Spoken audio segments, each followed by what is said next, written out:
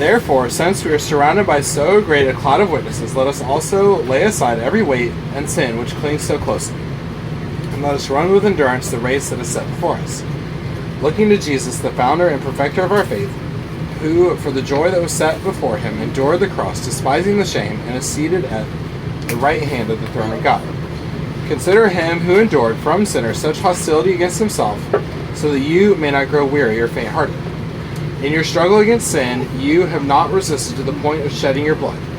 And have you forgotten the exhortation that addresses you as sons? My son, do not regard lightly the discipline of the Lord. Do not be weary when reproved by him. For the Lord disciplines the one he loves, and chastises every son whom he receives. It is for discipline that you have to endure. God is treating you as sons, for what son is there whom his father does not discipline? If you are left without discipline, in which all have participated, then you are illegitimate children and not sons. Besides this, we have had earthly fathers who disciplined us, and we respected them.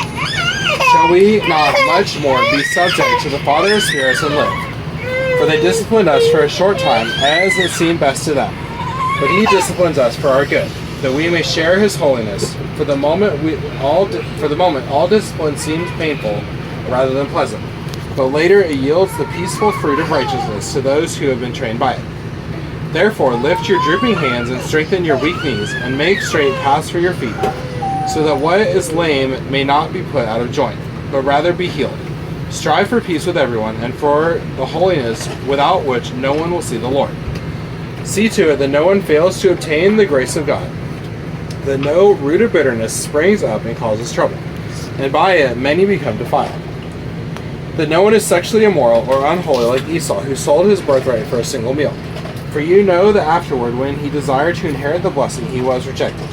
For he found no chance to repent, though he sought it with tears. For you have not come to what may be touched, a blazing fire and darkness, and gloom and a tempest, and the sound of a trumpet, and a voice whose words made the hearers beg that no further messages be spoken to them. For they could not endure the order that was given. If even a beast touches the mountain, it shall be stoned. Indeed, so terrifying was the sight that Moses said, I tremble with fear.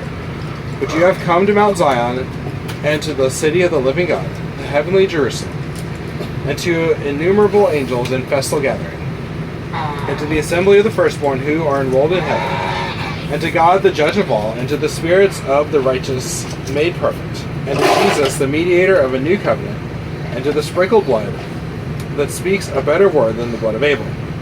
See that you do not refuse him who is speaking, for if they did not escape when they refused him who warned them on earth, much less will we escape if we reject him who warns from heaven. At that time his voice shook the earth, but now he has promised, yet once more I will shake not only the earth, but also the heavens. This phrase, yet once more, indicates the removal of things that are shaken. That is, things that have been made, in order that the things that cannot be shaken may remain. Therefore, let us be grateful for receiving a kingdom that cannot be shaken, and thus let us offer to God acceptable worship, with reverence and awe, for our God is a consuming fire. This is the word of the Lord. Thanks be to God.